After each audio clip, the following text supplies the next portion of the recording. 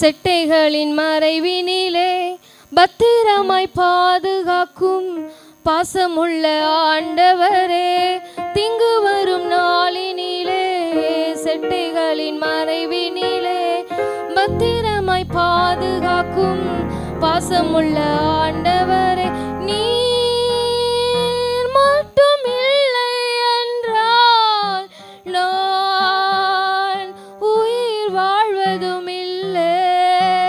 நீர் மட்டும் இல்லை என்றால் நான் உயிர் வாழ்வதும் இல்லை.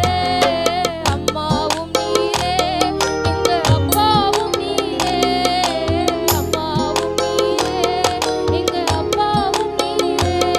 பேர் சொல்லி அழைத்தீரே, என்னை அள்ளி அழைத்தீரே.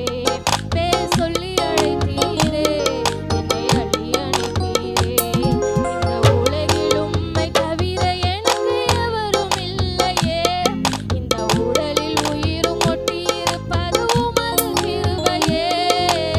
அம்மாவும் நீரே, எங்க அப்பாவும் நீரே, அம்மாவும் நீரே, எங்க அப்பாவும் நீரே. அல்லேலூயா. திங்கட்கிழமை நைட்டு என்னன்னா எல்லோரும் நாங்கள் படுத்துருந்தோம். நாங்கள் செகண்ட் ஃப்ளோரில் இருக்கிறோம். அப்போ வந்து நைட்டு தூங்கிட்டோம். ஒரு 1:45 டைம் இருக்கும். அப்போ வந்து ஜெஷு வந்து இருமுனான். சரி இருமுறான பிள்ளை தட்டி தூங்க வச்சுட்டு சரி முழிப்பு வந்துச்சு, கொஞ்சம் நேரம் ஜெபிப்போம்னு சொல்லிட்டு நான் பைபிள் படித்து ஜெபம் பண்ணிகிட்டே இருந்தேன். கொஞ்சம் இருட்டாக, இன்னொரு ரூமில் லைட் போட்டுட்டு கொஞ்சம் இருட்டாக இருந்தது. அப்போ வந்து நாங்கள் வந்து என்னென்னா கேட் லாக் பண்ணிவிடுவோம், டோர் மட்டும் லைட்டாக ஓப்பன் பண்ணி வச்சுருந்தேன். ஏன்னா ரொம்ப அனலாக இருக்கிறதுனால என்னாச்சுன்னா அந்த 1:45 நான் ஒரு மணி 1 ஹவர் ஜெபம் பண்ணிகிட்டே இருந்தேன்.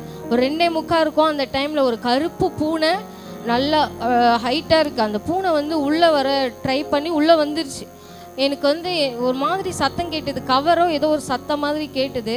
திரும்பி பார்த்தா அந்த பூனை கண்டிப்பாக நாங்கள் படுத்து தூங்கிட்டு இருந்தோன்னா, எழுந்துக்காமல் இருந்திருந்தோன்னா கண்டிப்பாக அது பிள்ளைய வந்து கடிச்சிருக்கோம், எங்களே ஏதாவது பண்ணியிருக்கோம். நான் துரத்தினோடனே அது ஓடி போயிடுச்சு. அப்புறம் வீட்டுக்காரை எழுப்பி பாருங்கன்னு சொன்னேன். கர்த்தர் தாமே அந்த தீங்கிலிருந்து பாதுகாத்தார். கர்த்தருடைய நாமத்துக்கு மகிமை உண்டாவதாக.